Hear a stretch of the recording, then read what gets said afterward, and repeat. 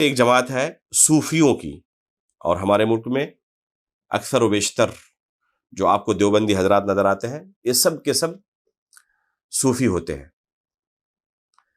یہ کسی نہ کسی صوفیانہ طریقے سے منسلک ہے. کوئی نقشبندی ہے، کوئی سہروردی ہے، کوئی اور کسی مسلک سے جڑا ہوا ہے. تو یہ سب کے سب صوفیہ حضرات، ان کے یہاں کتاب و سنت اور اجماع امت اور عقل سلیم فطرت سلیمہ یہ دین کو سیکھنے کا بنیادی سورس نہیں ہے، بلکہ ان کے یہاں دین کو سیکھنے کا اصل سورس وجد ہے، کشف ہے، ذوق ہے، خواب ہے. اس طرح کی چیزوں سے یہ شریعت کو حاصل کرتے ہیں. چنانچہ ان کے یہاں جو خرافات آپ کو نظر آتے ہیں، آپ دلیل اگر پوچھیں تو آپ پائیں گے کہ ان کے کسی پیر نے، ان کے کسی بزرگ نے خواب میں دیکھا تھا اسے، اس لیے اس پر وہ عمل کرتے ہیں. دلیل پوچھیں تو آپ کو دلیل کیا ملے گی ان کی طرف سے کہ ہمارے فلاں بزرگ نے اسے اللہ رب العالمین سے ڈائریکٹ کشف کے ذریعے حاصل کر لیا تھا.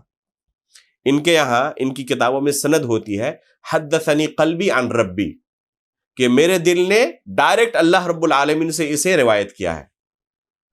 تو یہ ہے ان کے یہاں شریعت کو سیکھنے کا سورس. یہ لوگ رات کو سوتے ہیں، ان کے یہاں پائیں گے کہ رات کو ایک بندہ سویا، جاہل تھا، جب بیدار ہوا تو علامہ بن کر بیدار ہو گیا. خواب کے اندر ہی پوری شریعت ان کو سکھا دی گئی. تو یہ ہے ان کے یہاں دین کو سیکھنے کا سورس.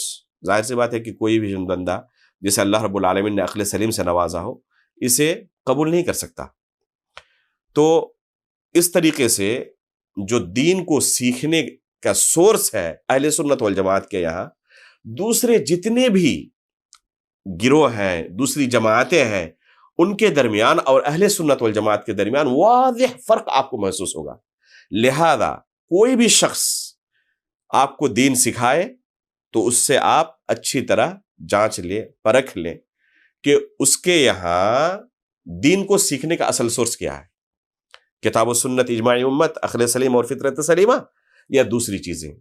کتاب و سنت اور اجماع امت، اسی طرح عقل سلیم اور فطرت سلیمہ کا مقام و مرتبہ اس کے یہاں ہے، وہی ہے جو اہل سنت والجماعت کے یہاں ہے، یا کچھ دوسرا ہے. اگر دوسرا ہے تو ایسے لوگوں سے بچ کر رہنے کی ضرورت ہے.